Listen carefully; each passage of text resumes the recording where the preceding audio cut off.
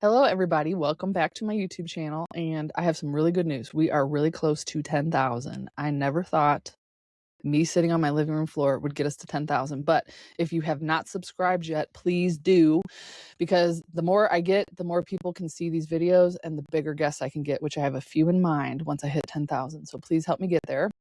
But for today, I'm excited about Lauren. Lauren is from the Lexapro support, withdrawal, and recovery group on Facebook. So we are going to talk about how she got put on Lexapro, how she's coming off, and what she sees in Facebook groups because of the lack of medical expertise in the mainstream, and why people are going online to get help getting off antidepressants, especially Lexapro.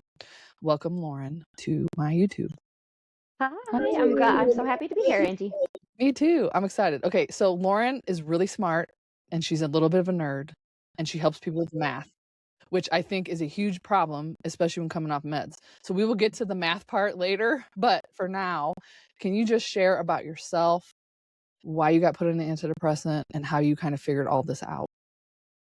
Sure. So I was in college and I was an ed major. So I was starting student teaching. So I was in my senior year, my last semester, and just was having anxiety every day going into this classroom. Like this is all new. Like you're the lead teacher and you have to do all this stuff. And I initially got prescribed a Lexapro, and at that point, I want to say it was Klonopin, if I remember correctly. That I honestly that was a brief period. I don't even remember a whole lot about that one that I took, but so that's been since, gosh, that would have been 2007 is when I got put on Lexapro. How old were you at that point? I would have been 20. 20. Wow. And looking back, do you wish something else would have been done rather than medications, or was it just what it was?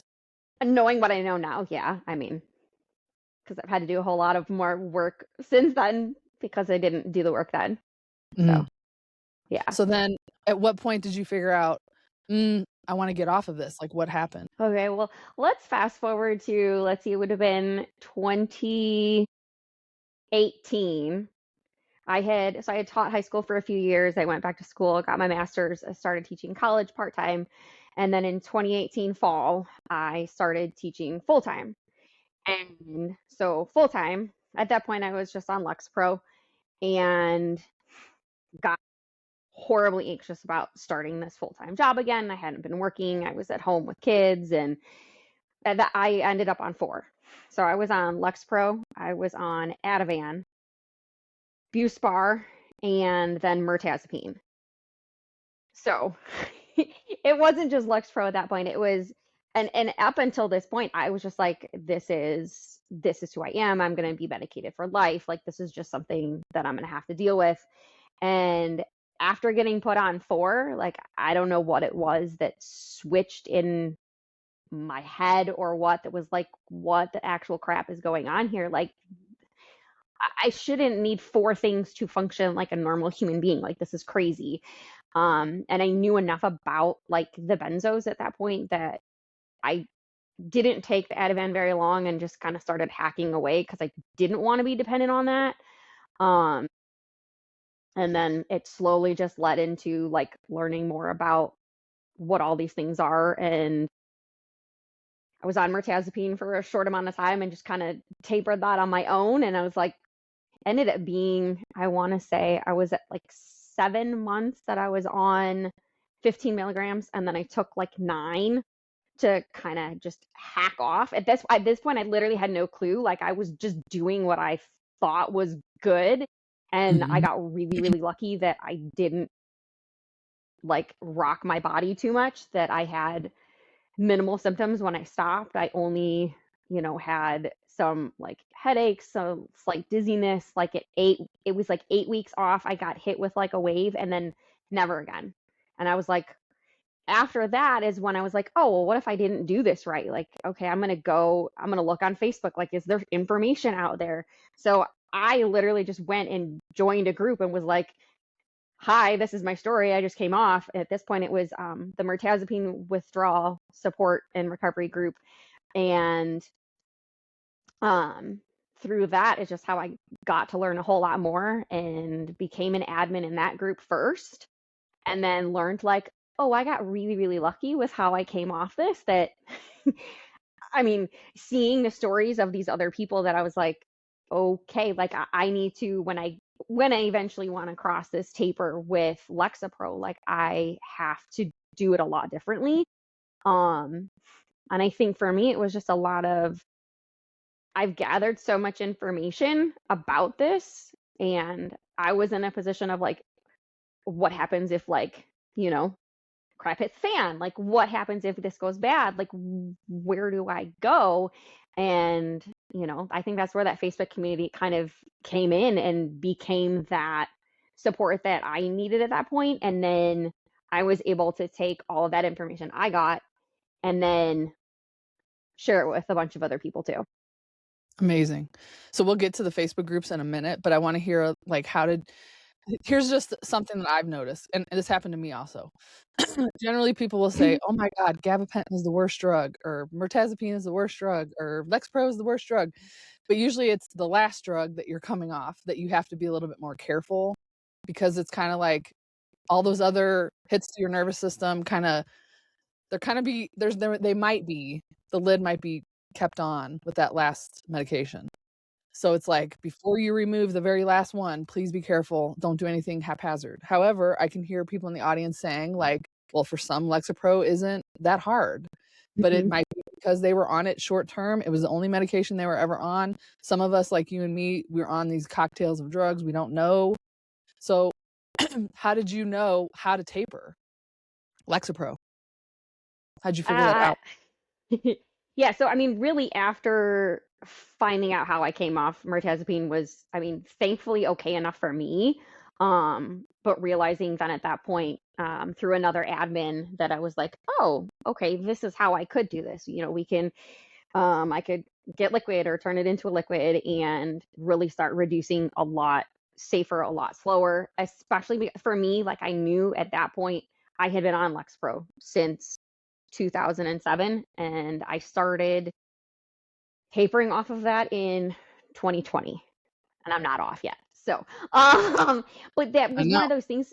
Yeah. So for me specifically, it was I got information from a Facebook group, and then, you know, I'm using it on Lexapro, and it's used across, you know, a lot of different antidepressants. And now that we know from Mark and Anders and all of their work that, you know, you can liquidize your pill, add a suspending agent, like, and you can do that if you don't have access to liquid, or if, like my case, I had had a brand switch and threw me off the rocker for, you know, 8 months, that I didn't want to go through that again. So I just made my own liquid because for me that was easier.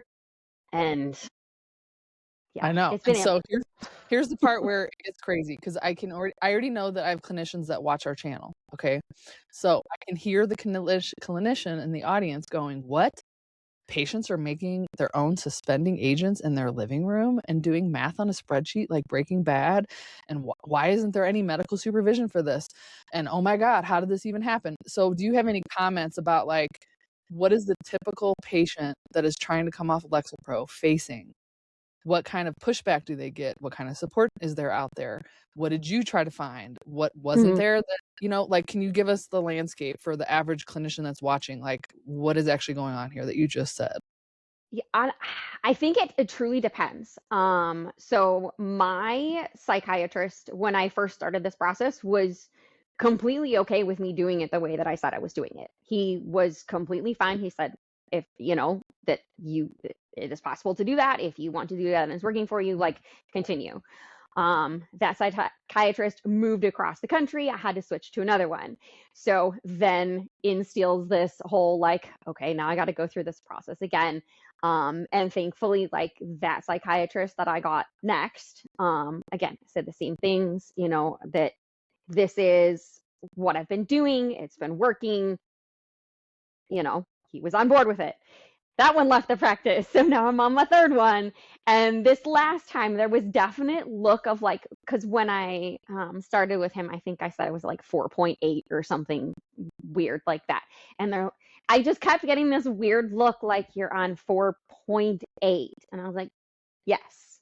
And so the more kind of that I've learned and I can just stand and kind of advocate for myself and be firm and say, this is what's working for me. There's literature behind what I am doing. There are pharmaceutical companies that specifically say, like, for an elderly or for a child, like, you can liquidize a pill like this and it is okay. Like, I'm not doing something that's going to harm, myself or the Yeah. medication in that portion.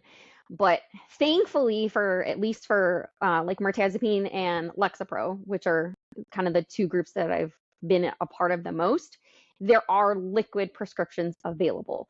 So, biggest pushbacks that I see a lot of times, especially like for people, I want to say like across the pond. That's the phrase I was trying Yeah. to think of. Across the pond, they have a hard time sometimes getting that just because of what I know, like the NHS has done, and that's sometimes hard. But I definitely know, at least in the US, places like CVS and Walgreens can very easily get liquid Lexapro. So a lot of times what I do is I just tell my group members that I'm like, if this is what you want to do, like, call around to your pharmacies and just say, hey, can you get this for me? So that when you go back to your doctor and just say, I know I can get this, I know it's available. I would like it to be written in liquid so that I can taper. Because I've seen a lot of people that come back when their doctors are like, oh no, there's no such thing as liquid. I And know. so, so it's like, if you go into that appointment knowing that there is, and you can show them like, hey, I already have this. I know I can get it. My insurance is going to cover it. I Have you just done the need you. research? Yeah. Yes.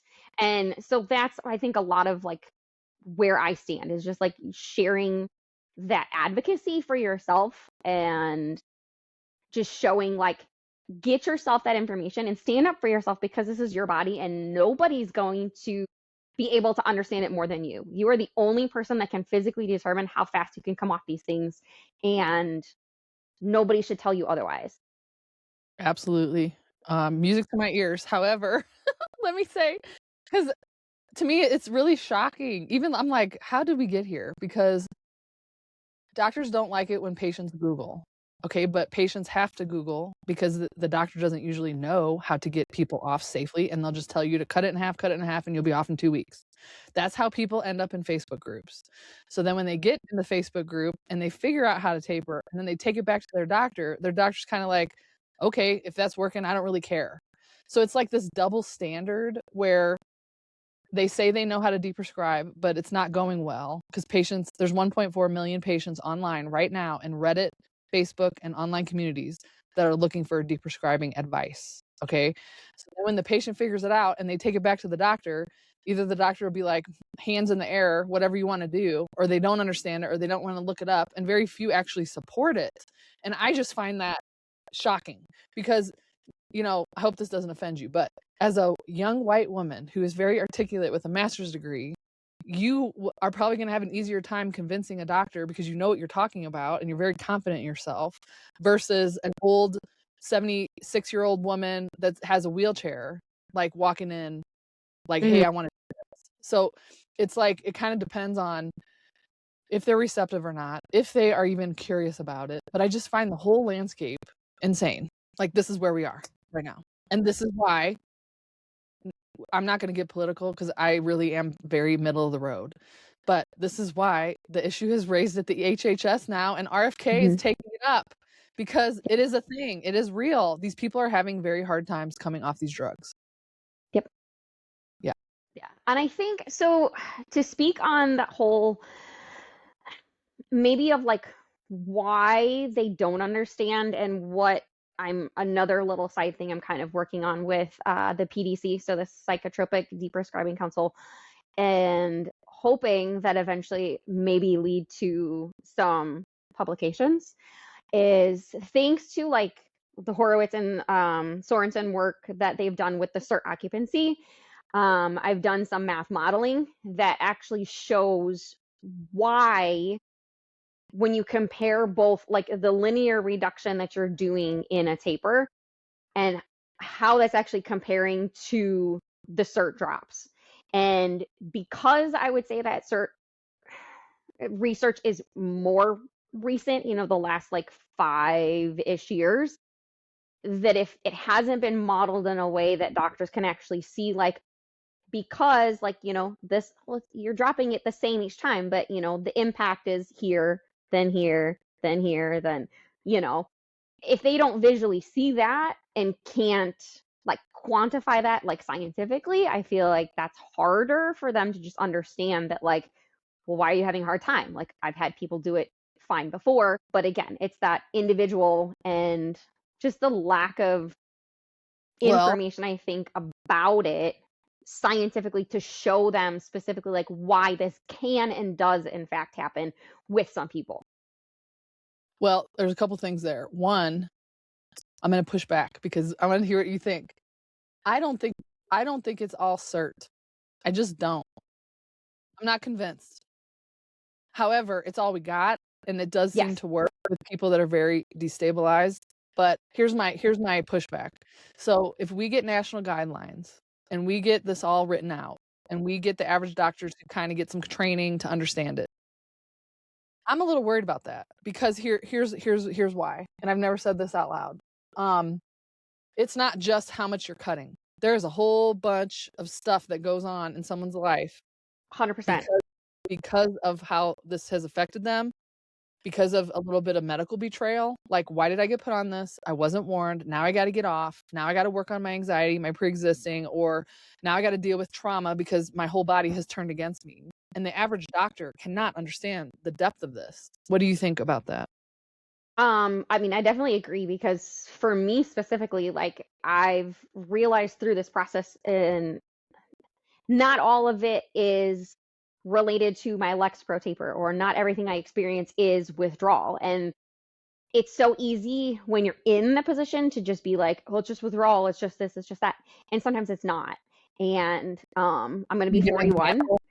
Give some Yeah, examples. I'm going to go there. So I'm going to be 41. So hormonal things are shifting in my life, and symptoms that I've gotten from taper happen cyclically in every month, or maybe not every month, like, but on a worse month. So last month was a worse month. I had 48 hours of heart palpitations. But when you take the withdrawal lens back and you say, okay, well, this is happening at this time every time. Another time I was having for like 3 months in a row around ovulation.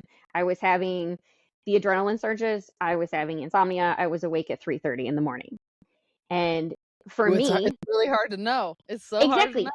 But Yep. I initially went to, okay, well, this is withdrawal because this is what has happened previously. But when I pulled back and I said, okay, this happened last month at this time, it just happened again at this time. Is it going to happen again next time? And so that was one thing that I've definitely noticed as a woman. Hormones, for sure, Yeah, impact. for sure. Another And thing I found, I have a lot of young women that it worries me because they're like, Angie, now I have PMDD. And I'm like, no, wait. Because when you're tapering a drug, we all act like this is just serotonin. No, it's not. There's your mhm, whole body is dependent, and there's downstream effects from you affecting the serotonin all those years. You know what I mean? So it's not just one system, like a little arrow. It's like your whole body's affected. Your periods are affected, your hormones, your mood, your sleep, everything. Which is why CERT tapering or hyperbolic tapering is the best we got, because it does give the body a little bit of stimulus so it can adjust around that instead of taking somebody off, you know? yeah. I think the good part about it specifically is that it scientifically can show why smaller reductions are needed, at Yeah. least for certain patients, and that So each that person so that the has body has so the that body has threshold. Mhm. yeah. Yeah, Um, I would okay. say another thing that I've found that, again, was never addressed was I had extremely low ferritin.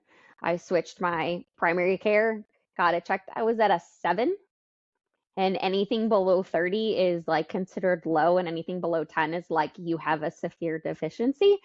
And so again, it was like, is this something I've had for a while? Is this what if I had this back in college, like if I had fixed this, would I be where I am today? Like, was it related to that back then?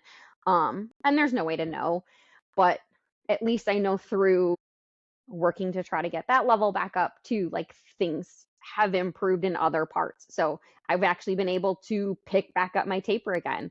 Because last year I think I tapered maybe like 0.15 milligrams through the entire year. It was like awful. And this year, because I was able to get some of my other things fixed in my body that were probably playing a role, like I've been able to do more of my Lexapro taper again. So I've gone from, I have to double check, but it was roughly like 4.4, and I hit 3.95 yesterday. So Amazing. I mean, like that's huge when you haven't been able to do much because you were debilitated by other things. So yep. Speaking of which, in your experience, have you seen, because I've seen people heal on their way down off of meds, including Lexapro. And it's shocking sometimes, like, whoa, I didn't expect that, or people can speed up their tapers. So it's a question that I get a lot. And like in our peer groups, they'll say, am I going to get worse as I get lower? Or I'm below 5. Does it get harder below 5? Or does it get harder below 2? What kind of phenomenon or patterns have you seen and exceptions to those rules? Okay, so definitely below 5, below 2.5 generally is harder because that's the steepest part of the curve. That's where the most part of adaptation is happening for the drug in your body.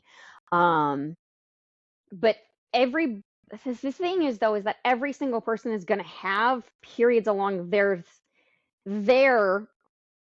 taper because of how the drug is impacting them specifically at that dose, because everything we have is averages. So it's not necessarily how it's for you at that specific dose. It's just a general guideline. So I always say, like, you may have reached a point in your taper where it's difficult right now, but that doesn't mean it's going to continue to be that further down the line. Other weird things I've noticed, and I don't know why or how to explain it, is like for the people that stop cold turkey, we call it the 6-month wave. And I don't, it's so weird because it's like clockwork that somewhere between like 5 and 7 months, they will say, and a lot of times it's actually like 3 months, 5 to 7, and then around 9. It's usually about every 3 months through like the first year that we see it. I don't know why, but we see it frequently that they come back and like, I've got a horrible wave of symptoms. And I was like, well, how far off are you? Well, I'm like 5.5 months. Okay, there you go.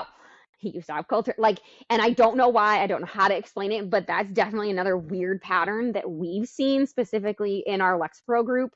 That those people that cold turkey, there's something that's happening in the healing of their body or whatever around 3 months, 6 months, 9 months. There is something that's happening that's. Let me share my thoughts. I've told Mark this, but I don't know if he believes me, or he might. I don't know. This is what I've noticed. There's a honeymoon period when first people come off. And then the withdrawal sorts of ramps itself up. And I don't always know, because like some people it doesn't happen with, but some people it does. I would say more people it does. It ramps itself up. And then between 3 and 7 months off, shit hits the fan. And it's like, wham. But I'm not a biologist. I'm not a geneticist. I don't know what the hell's going on. But this is just my observation, is that somewhere along the line, that very strong ion bond of the Lexapro to the serotonin receptors, it breaks off at some point. And everybody's different when that's going to float away, that last little part. Because I think, if I'm correct, isn't it like there's a heavy metal ion on the molecule of these meds that make it pulled to I have no idea. I know a lot about this. I've done so much research, but that stuff I don't understand all the biology. Like I've looked into, like, I understand like the detox pathways just because that's Yeah, I That's think it's where all the more of like interactions happen. I think it's more But of like in between the synapses, there's a heavy metal ion that's latched on, and it takes a while for that to break off. You know, it's not getting pounded with drugs anymore. So then at some point it leaves. Okay. And then the body says, oh shit. But then I think there's some kind of secondary immune response because the way the body feels, it like turns on a switch. And I'm like, I don't know if that's the drug or if that's a secondary compensatory response from the body because it feels out of, you know what I mean? Like you knocked yourself out of homeostasis. It was used to being like this and now it's not. And it has to do something to respond to that. That's just, and I can't prove it. It's just something I've noticed, but between 3 and 7 months off, it seems to hit the fan, I would say, for people.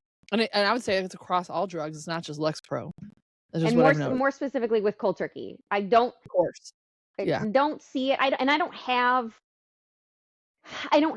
the length of time in my group to have the stories of those that have like tapered the slow way enough. Like more of the stories I have of the people that have come off and that are on the other side are the ones that came off faster, just because Yeah. Yeah. the process of tapering slowly takes a long time. And so those stories are few at this point. But the ones I do have, I believe, if my memory serves me correctly, is that most of them have had they don't have that Yeah. It's not like a crazy. wham. It's more of Yeah. a slow burn, let's say, instead of a wildfire. Yeah, I would agree with that. What have you noticed any other patterns with Lexapro people in particular? Anything phenomenon, any weirdness? And I don't know, it's hard because I feel like there's so many that are very individual. Like I have some that can taper really fast at the beginning and then they really have to slow down. And I have others that are like trying to do 20 to 18, a 10% drop, and it's They can't. hard. Right. Yeah. And it's so different because we're all, and I tell people all the time, this is like, it's not just a matter of what drug you're on or what dose or how long you've been on. Like there are genetics at play here, how your body actually is breaking it down. Do you break it down in a normal time? Do you break it down faster? Do you break it down slower? Your individual metabolism, any other vitamin, mineral things that are going on in your body that make whatever different. Like, yeah, I would say not a whole lot. It's Yeah. just that weird phenomenon after is the biggest pattern that I've seen for sure. Yeah. Here's another thing I've seen. Maybe I'll share this with you. And I don't know, you probably have seen it too, but I think it's really important for people to think about their baseline and to think about their history. And I noticed this before I knew that Mark had a paper about it. And I'll put all these papers that we're talking about in the captions, you guys. So if you want to go read them, you can see kind of where some of these ideas are coming from. But Mark has a paper about estimating risk of antidepressant withdrawal, and he's got like a little algorithm. Okay. I noticed that when I started, but I didn't know there was a paper about it. And I was like, oh my Yes. God, this thing. So There's actually a little chart and everything that they created, and a scale, ranking scale. Yeah. And I think that's something that most Facebook groups are not taking into account. They're just giving this blanket advice, which again is tragic because your doctor isn't giving you advice. You have to go on a Facebook group and then you get wrong advice again. But the advice and I'd say I'm more cautious. Like I've seen some of the worst injuries on the planet. So it's like, no, you shouldn't be cutting 10% if you had 4 other antidepressant withdrawals and you came off benzos 2 years ago. No, you should not. You need to do smaller. You got to kind of see where the person's nervous system is. So the people that I've worked with that seem to be the most successful they take a very cautious, quiet approach. It might take them 6 months to build up to 6%. They start at 1. What does my body do at 1? What does my body do at 2? What does my body do at 3? And I think some of the more knowledgeable doctors are doing that method rather than just guess. I don't like people that are guessing. Because if you guess wrong and it crashes your system, then you got to hold for 8 months. That's not success. That's a very brutal 8 months rather than a do. What have you noticed about that? Yeah. I mean, generally speaking, so for my group, I always try to get like a good history of somebody before I try to say anything specifically. Um, And we don't allow any form of like anonymous posting or any of that kind of stuff in my group, just because like we want to be able to go back and see your history, what you've done previously. Like, so a lot of times before I comment, like I'll look and be like, okay, what have you done? Oh, okay, well, I see you did this, like, why did you think about pausing? Or, did you go a little faster than me? Like, so I always try, like, I want to get as much information as I can before I give any sort of advice. Generally, I would say if you're new and you've never done this before, just start with the 10%. Like, that should be fine. If you've never gone through this before, it's a good place to start. But I definitely know I've got a girl I'm thinking of in my head right now who's, I get the ones that are like, I'm so nervous to start. I'm so nervous to start because I've had a bad experience before. And she's like, what if I just want to do like a 0.5%? I was like, that's good. Do it. I'm like, first off, I was like, be confident in yourself. Like, going into this, like if you're at the point now where you're contemplating this, like you got to be confident about it. Yeah. Because that is going to help you. And I was like, you go at whatever you think you need to do. Like if you want to do a 0.5%, like you do it to get your confidence, and that's totally fine. And I think, we have the general standard of like, if you've never done this before, this is a good place to start. But like I said, I always try to get information. Always definitely recommend like, those holds after. Yeah, that's why I worry. It's just so tragic that the online communities are filling a gap where medical expertise is not. However, it's really hard, like, because I was an admin of a Facebook group too, and it's a totally different experience than being on Zoom with people and talking and getting their history and what does your doctor say? You know what I mean? Like, I can ask tons of questions, and I don't give advice ever, like, especially not like particular, like, you need to do this. Like, I stay away from that line because I don't want to ever be accused of practicing medicine. However, I do think it's helpful to give people all their choices, and then they got to make the choice because it's their body. Yes. But I do think I want to do a whole nother video about discernment, because the average patient comes into this, and I think about it kind of, I've seen hundreds and thousands of people at this point, but I worry some think this is easy and they don't know what they don't know, and they got to kind of find out. And it's not fun to watch somebody find out because they don't know, or to get a little cocky and they're like, these Facebook groups, they don't know what they're talking about. On the flip side, there's some people that can taper faster and we don't know why. They get off without a scratch on their back, But I do think there's a discernment problem, just that the average patient doesn't know. Like, if I'm going to work with somebody or I'm going to get advice from somebody, I need to be asked a bunch of questions about that. I don't just get a blanket piece of advice and take it and run. It's tough. And that's why I'm like, okay, hurry up and get some knowledge out there. And at the same time, wait, I don't know if they can handle it because it's like so nuanced. It's so different. Yeah.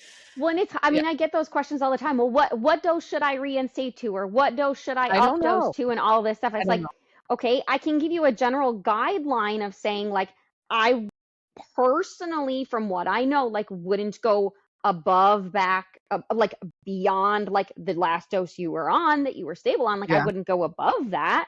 But like, I flat out, like, that is something I never touch. I was like, I cannot tell you.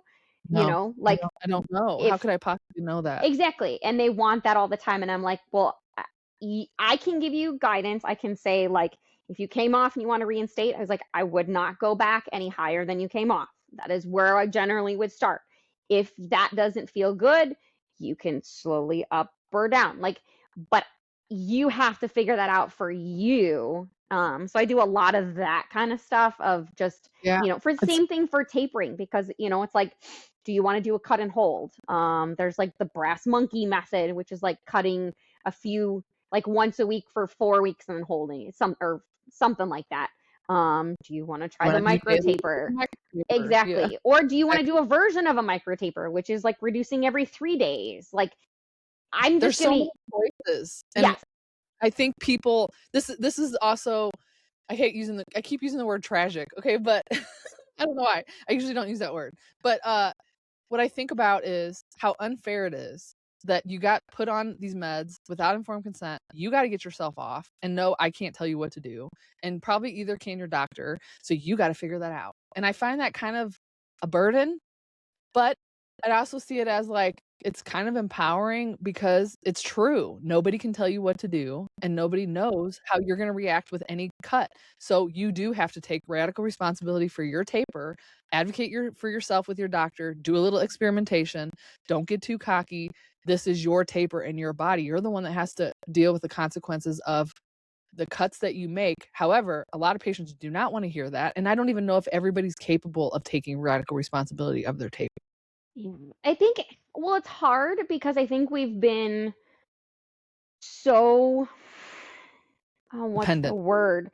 Yeah, Dependent. but like we've also been like conditioned maybe to believe that for any little thing we go through, take something for it. Yep. Or that we've just been so conditioned that you blindly trust what the first doctor tells to you. And so for me, I mean, like for me, healing and learning more about myself, like, so I was somebody who like years ago did what was called natural family planning. Okay. With, if you know about that or not, like it's just Yeah, a I way do. that you monitor yourself to avoid getting pregnant if you didn't want to get pregnant. And like, so I'm somebody who's wanted to like understand that part of my body more and to understand what else could be going on. Like this isn't just and realizing too of just how we've been so conditioned to say like, well, this emotion is bad, you have to medicate for it, or this emotion is bad, so If you you're not need to do sleeping, something you about need to it. take yeah, if your taper makes you not sleep, go take a sleeping pill. But And even then just what? in general, like, oh, you're depressed because your spouse died. Well, that's Yeah, normal. Like, and and part of that is you have to process through that. And if you don't process through it and you don't do the healing that you need, like, you're going to be stuck there. So, like, going back to one of the things you said early on was like, had I not gotten on, like, there's healing I've had to do now because I haven't had to deal with anxiety, absolutely. because it was numbed down. So it's literally retraining myself, like that. No, I'm not going to die because I walked into a store. I mean, like mine's not that bad, but that is something that happens, right? Um, that I'm not going to pass out on the floor when I'm out doing an errand. Like it's never You don't happened, and feel it's like retraining yourself. So getting out of that, um, like perpetuating that fear, and instead peeling that back one step at a time. And every time you go and do, like an exposure, so to speak. I really love it's. I'll have to send you the link. It's the podcast from Josh. It's Drew Linsalata and oh, Josh, the the something normal disordered disorder. podcast. I've done so much healing from that specifically that like just peeling back those layers of the things that I've taught myself on repeat, that this is too hard, you can't do that. um by going through like the things that I've done where I've woken up um 3 a.m. in the morning, adrenaline surges, dry heaving at 7 o'clock in the morning. I'm still getting up, making my kids lunches, taking my kids to school, and then I still drive myself into work. Mhm. Like before, I would have been like, nope, huddle me in my little like blanket, like I can't do this. This is too hard. And it's just slowly every time that I did that, I've shown myself like exactly what my shirt says, you can do hard things. It's purposely why I wore this shirt today. And just that there's so much more that we can do to undo those like harmful thoughts that are way more healing for us than Any medicine ever was.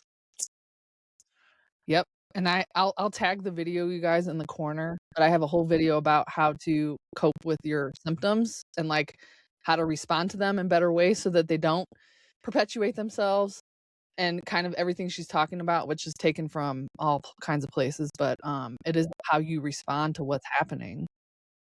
You said so much good stuff there. I wanna talk about reinstatement, though, before I forget, because I do talk to a lot of people that are like, "Should I reinstate? Should I not?" And I'm like, we know very little about that. Let me send you something from Surviving Antidepressants that you have to read. Mhm. Kinda have to have some intuition about it, like, Is this right for me? We don't really know. You could feel better. You could save your life. You could feel worse. It's kind of, we don't Or it know. does absolutely nothing. I always give those three options.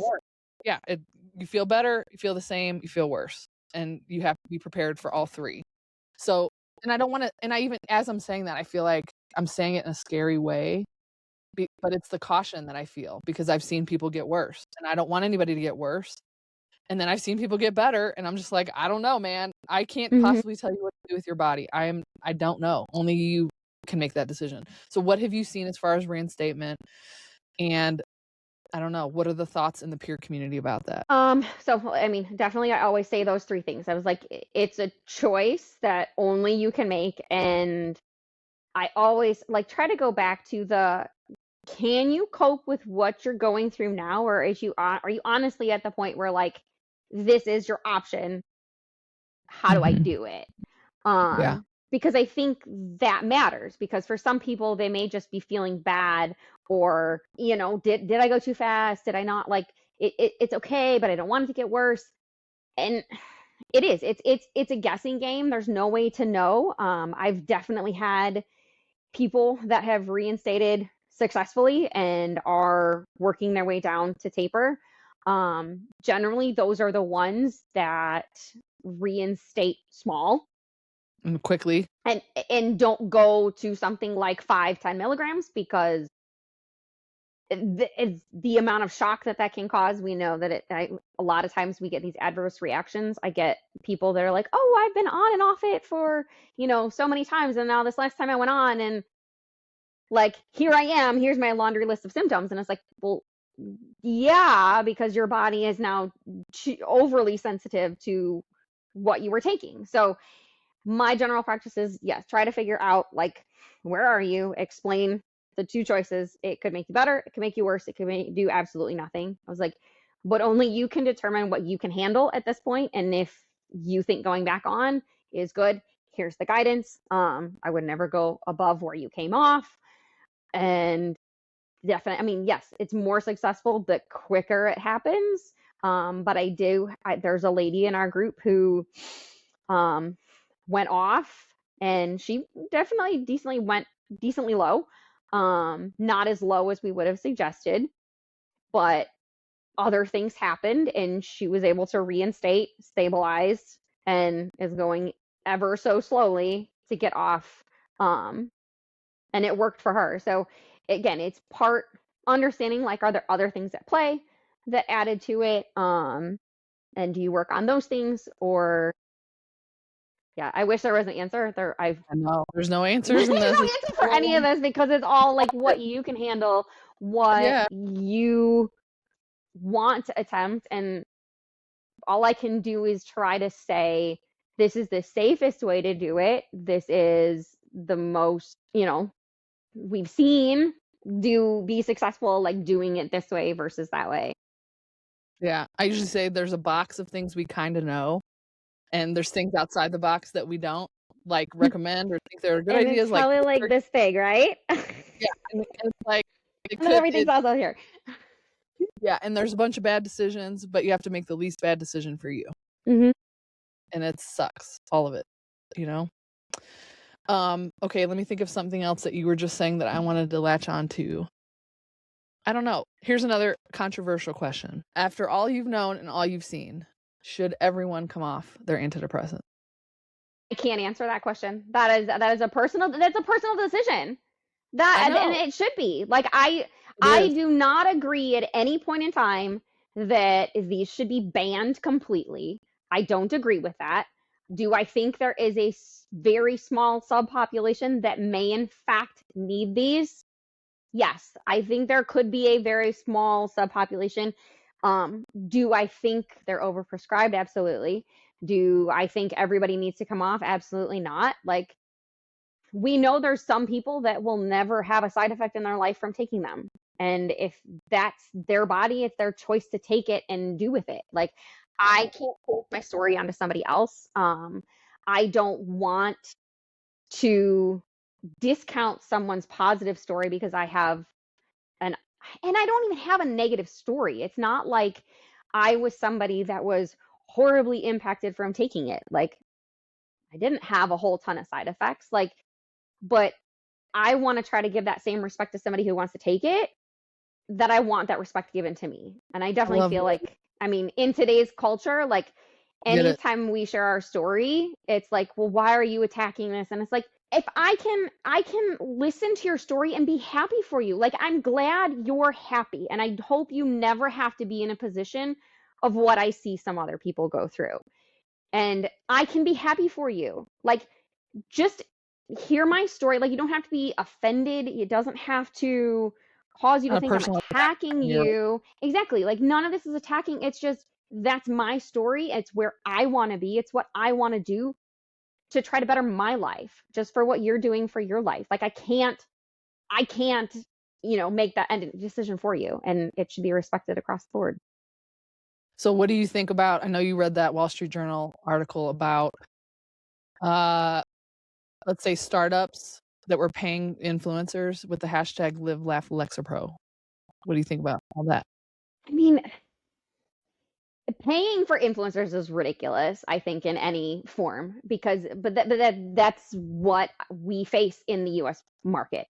I was actually on my group this morning, and there was somebody talking about how in the country that they live, like, very few things are ever given at the same time. And I was like, oh my goodness, like, to actually have pharmacists and like double checking everything to make sure that, like, there is no interaction, you shouldn't actually, take those together. Like, to have extra standards about that is awesome.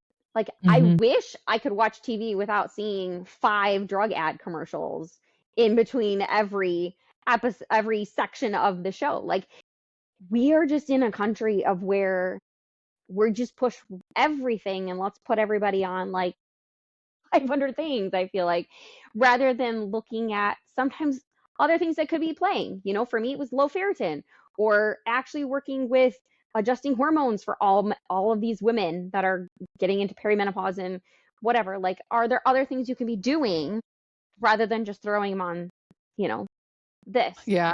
And I also think you spoke about this earlier about the conditioning that we all, Americans especially, it's like we are the most comfortable, easygoing life possible compared to other countries, because I've lived overseas and stuff, but like everything is 70 degrees. You're not really in the heat or the cold too much. There's a pill for everything. There's Instacart. You don't even have to leave your house. Amazon and Instacart, everything. You could see a doctor on telehealth. It's a little ridiculous. So then when somebody has these symptoms pop up out of nowhere, either from like their drug just stops working or it turns on them or whatever, the crash happens, they are so freaked out that nobody is spiritually, emotionally, physically, financially prepared for the kind of symptoms that people get from coming off antidepressants. It is very shocking. And so it makes sense and it's normal for people to go, I need to get back on something, or maybe this is mental illness, or like I can't feel like this, I gotta work, you know? Um, so it keeps some people stuck, but then it's like part of your unlearning process coming off these meds is I have to grow my capacity to feel real shitty for a long time. And there's nothing to do. And I can't go get on another med, because then what does that mean? I'm gonna have to taper off that too, and then there's no support. I'm on a freaking Facebook group. Like, what is going on here? But I think so. My interest is the unlearning, because we're just so conditioned and we're so quick to go to the doctor and so quick to put on something. I hear one thing that makes my ears bleed is when people say, well, my doctor put me on fill in the blank. And I'm like, okay, he put you on this. Doesn't mean you have to eat it. It doesn't mean you don't have to go look and research it. Like, great, he put you on this. Did you ask him questions about when am I going to get off? How long do I have to take it? We have to kind of learn all these lessons the hard way. Yep. Definitely, like, the phrase I think about a lot is like, we're so uncomfortable being uncomfortable. That whole learning process is I have to get comfortable being uncomfortable to re-show myself that, like, even if my brain thinks I'm uncomfortable here, like, nothing bad is going to happen and I will be just fine once I get into the situation, you know? Yeah. And I kind of flip it a little bit, that some of the symptoms that you feel are from the taper. some of them are also your body is trying to help you and fix what just happened. Mhm. So we all look at these symptoms as like they're dangerous, they're scary. Of course they are, and they're intense, but it doesn't mean what your brain is telling you it means usually. Like, I need to go put on something, or if I don't sleep, I'm going to die. No, if you don't sleep, your body is probably trying to adjust something. You're not going to die. I haven't seen anybody die from lack of sleep in Nope. withdrawal. Me neither. Never happened. No, hasn't happened. But I see a lot of scared people that go put on other stuff that can make their situation worse sometimes. I've also seen harm reduction work, melatonin, magnesium instead of Ambien, you know? But anyway, it's a whole unlearning process. Okay, so let me think. This is my most important question, and then I think we'll head toward the end. But peer support to me is crucial, okay? And I never thought I would say something like that. But I grew up, like, I think I have 15 years of peer support training and group training and all kinds of stuff that started before I ever went through withdrawal. So I've seen the importance of peer support in the military community, where if you put a bunch of military guys in the same room, you don't even have to do nothing. All you have to do is order pizza. They're automatically, yeah. They're automatically like, whoop, and they heal each other just in recognition of what you've been through, and you don't even have to talk about the past. Like, it's just a thing. Okay, so I saw that before withdrawal. In withdrawal for me, I would not be here without my healing buddies. And I think it's a cheesy way but everybody, it's caught on, so I'm going with the healing buddies. But people that I could talk to every single day, some of them kept me out of the hospital, to be honest with you, or kept me from ending it. That was that important. They were going through it too. They don't have to be a doctor. They don't have to be a therapist. They just have to not be an asshole and just kind of listen and keep me here. And then I keep them here when they need it. And we kind of flip back and forth. So what have you seen in the Facebook group area? How important is peer support? What do you think about it? So it's definitely like huge thing. And every time we reach another milestone or whatever, I'll share like, hey, we just reached like 9,000 in our group a few weeks ago. And there's always the comments of like, thank you so much for everything you do and all of that stuff. So, I mean, like, I know what I'm doing is helping the people that are coming. It's a place for people who don't have anyone within their immediate circle that have been through this to have someone else who understands. Because unless you've been through it, you cannot understand it. You can have the most supportive family or spouse or kids or whatever, but there's a difference for people walking the same thing as you that have been there, that can just come alongside of you and hold you up when you need it. So what kind of support would you say is the most helpful if people are looking for healing buddies or they want to be a part of a Facebook group? I mean, I just encourage people, like, post whatever. Like, we allow most topics in our group. Like, that was one of the reasons why I made my own group, was because there were a lot of groups that are like, oh, positives only. You can't share any of your negative side effects. And I'm like, what do you need a group for if you're all like lovey-dovey and everything's happy-go-lucky? Like, I don't understand. So, and that was how we've gotten some people, is just to be able to ask, like, do you experience this? Like, I couldn't ask this anywhere else. Like, okay, like, ask any side effect. Like, I will share you a laundry list of everything I know that can happen. But I mean, like, we have everything from, just basic side effect support to, I mean, we've even had suicide resources. Can I say that word on here? That I've had to share with people because they, feel that bad. And one thing I will say around that topic, I was like, if anybody ever says that, I was like, I will allow your post here, but you can't go silent on us after you post this. Like, you need to continue dialogue with people. Like, if people are checking in, like, we need to know that you're okay. Definitely, like, in situations like that too, you always say, like, if you need to find someone trustworthy that you can tell, like, close to you, because like, we are just virtual. Like, I can't physically help you. Like, so there's always those, I don't want like somebody to be like, well, you're just giving this advice. Like, no, I like definitely say, like, if you are in a legitimate situation like that, you need to get a physical person also there with you friend, family member, and just to sit with you, hug you. Like, they don't have to do anything. Like, but we just need to know that you've got You're somebody there. Yeah. But yeah, I mean, anything. So tapering, I mean, it just, I I love when somebody's like, "Thank you so much." Like, I don't need it. I don't need to hear that. Yeah. Because It comes that rare. wasn't It's very rare that we get like thank right. yous for And it's suffering so not, it yeah. wasn't my intention to be all like, oh, get all the praise for it. Like, I just wanted to share my information with others and allow people a chance to come in and say, hey, I've got this. What did you do? Or, hey, have you had this? And generally, it kind of depends. Like, for some of the brand new members, I a lot of times try to step in and kind of be that first contact, be like, oh, okay, like, give some good background. But for other people, sometimes I want, like, our old members to step in and take that role.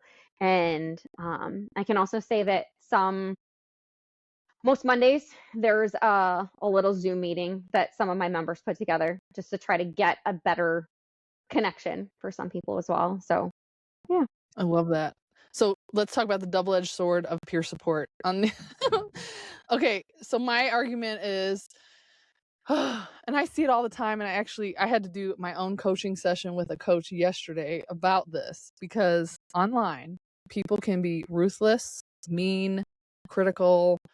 I get nitpicked often, like, well, what about this and what about that? You didn't say this, and it starts to like wear on me. Like, I can't be perfect in every video for every single person in my audience. There's lots of videos that don't apply to you, and lots of concepts just scroll on by if it doesn't apply. But people in withdrawal don't like to do that. They like to, attack. There's also people that are very scared on their worst day, posting their scariest symptoms, and it can send a rash of fear through a bunch of other people. Mm-hmm. I have people that come to my groups and they're like, I can't read in Facebook groups anymore because there's so many scary stories and I just can't even entertain that right now. I need to focus on myself. So could you maybe give some dangers of social media or things to watch out for or ways to do it safely? I mean, gosh, I mean, because of the different groups I've been in, can tell very quickly if it's a moderated group or not. The better groups that I've been a part of are ones that are actively moderated and don't allow the attacking to happen. There is very rarely anything like that in my group. And if it were to happen, like, I chuck your butt out, because like, I'm not going to deal with that. Like, I have handcrafted rules that are a part of the group that you agree to upon joining. And if you're not going to follow that, you can find Gotta go. yourself somewhere else. I did recently, as you said, that the article with the HHS or whatever, that because somebody posted it, I had a few people leave because they thought, oh, well, just because I posted it and shared it, that we're all in support of the person that was doing the communication. And it's like, Oh, if anything, I would have hoped that, given that you were in this community and experienced what you experienced, you could at least see this as a positive step in getting information out there rather than worried about who said it.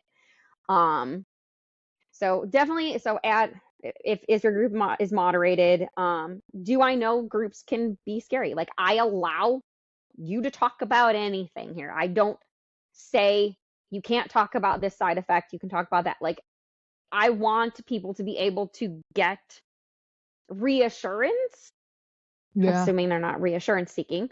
That's another, but I want people to be able to ask, like, has this happened to anybody else? Because they feel alone in the situation. And if I don't offer that, then I'm not being able to help those people. Like, I know that there are people that are triggered, and if that happens, I'll just say, hey, like, unfollow the group.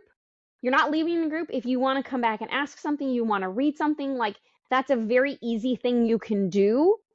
Come back when you need it, and then you're not bombarded with all this other Yeah. stuff. And I know members do that, and that's totally fine.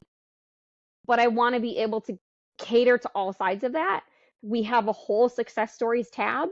So anytime I get a success story of they've completely off, they've healed, like, I post those there. When people ask about them, like, I tag them. I have the ones from, like, surviving antidepressants and from was it like Cymbalta Hurts Worse had like a whole website of a bunch of them. And like, I want to help anybody in their journey wherever they are. Mm-hmm. And then you just have to know for yourself, like, okay, do I need to limit that or not? But yeah, A little bit definitely. of knowing yourself and self-control, because it can be very addictive. And I had to do it too, and I was very addicted. I was so addicted to the group they made me an admin because I read every comment. That's how bad it was. But that definitely increased my fear and my adrenaline. It wasn't all withdrawal. I was feeding into the fear I was already feeling.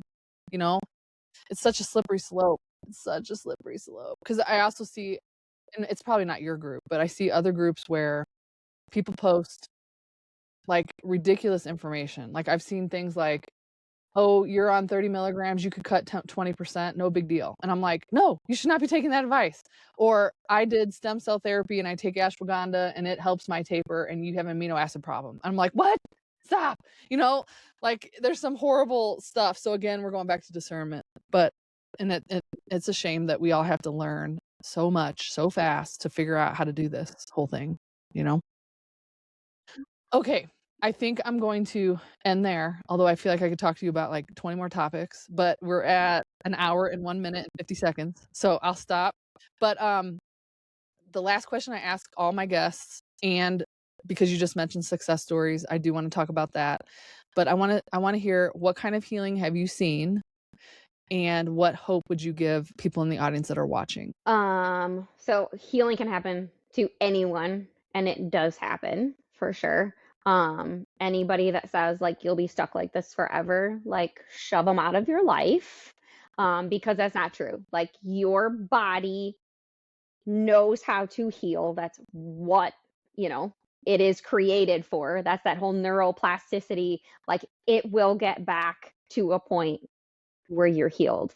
And you're going to be stronger because of it. You're going to have a story to tell. You can help other people through it. But yeah, like everybody can heal. Like I hate that whole like, well, you have this thing that's never going to go away. Like I don't entertain that at all. Like there's Oh. always Well, healing on the other side. and a lot of people say, but do you mean I can heal while I'm on the drug? How do you answer that? I mean, yeah, there's certain parts of your whatever. Like I've healed parts of me while I'm still tapering. Yeah. Like it's a whole process. Like there's parts, it's not just like all healing happens once you're off. Like, because there's things you have to learn through while you're going. Yeah, and I think often people are asking, like, am I going to get stable at some point if I was destabilized? Yes, we see that all the time. All the time. Yep. I've All been the there. time. I've held twice for like 8 months. And I also think people are scared. I get this a lot in our groups about, Angie, how do I know this isn't me? Do I need to go back on? Do I need to go up? How do I know this is not the taper, or who I'm going to be when this is over? Usually it's around OCD, anxiety, even people with depression. They'll get like a depression wave and they're like, is this my real depression or is this taper depression? And it's hard for people, I think, to just try to be optimistic that your body is trying to figure things out, that nothing is an emergency, and that we do have to deal with quite a bit of uncertainty about what's happening. But there's just some other force that's kind of in control. I know it sounds a little esoteric, but like, you'll figure it out. You will. And a lot of people don't believe that, but you will. If you let it sit in that uncomfortable, eventually it will get over. Like no storm lasts forever. Like it eventually dies down. So yeah, it's always hard when you're in that desperate place to not make a desperate or rash decision. I definitely try to reiterate that a few times. Like, don't make a decision out of desperation. Yeah. Because of this, like, let it sit for a little bit and work through it. Yeah. Well, thank you so much, Lauren. Thank you for all you do in this community, because there would be people not here if they didn't have your group as support. And I appreciate it. I send people to your group all the time because it's one of the better run groups on Facebook, and so is the mirtazapine group, which you're Mhm. are you a co-admin on that group too? I'm back in there for right now. Just for right now to help. Okay, Yeah. good. So those 2 groups are definitely better quality groups. Thank you for getting people the information they need to make decisions in their own taper. And you do this for free also. Yeah. Thank Yep. you. Like I And you're healing said. yourself. And you do a bunch Yeah. of math. And you work with psychotropic deprescribing counsel, and you're a great mathematician also. It So helps for thank people that are, you. like, tapering. It's like, "How do I do this?" I'm like, "I can explain the math. I'll make you a video." Like, they're like, I "Well, love how do it. I do this?" I was And then like, "Let me make you a video quick." yeah, and then you send them their math, and they take it to their doctor, and they can get the right compounded thing that they need, and that is such a good, valuable service. Thank you. Yeah. I mean it. All right, Thank you for everybody, all thank the you. work you do too, Thank because you. you've done a lot for our really, really, really injured people, Yeah, I and work with it's some of the not most. easy for what you do. Thank you. I appreciate that. All right, so thank you everybody else for watching, and if you have comments below, I think Lauren is nice enough to come back and answer them, or you can go to her Lexapro group and the mirtazapine group. I will put them in the chat, and we just hope you all know that you are healing even right now watching this video, because that's how it works, and hang in there. You'll get there. Any last words, Lauren? I think I said it all. You I said think a I'm lot, good. and it was really great. It was really great. So I appreciate everything we hit. It was a lot, but it was really good. All right, so thank you, everybody. We'll see you next time. Have a good one.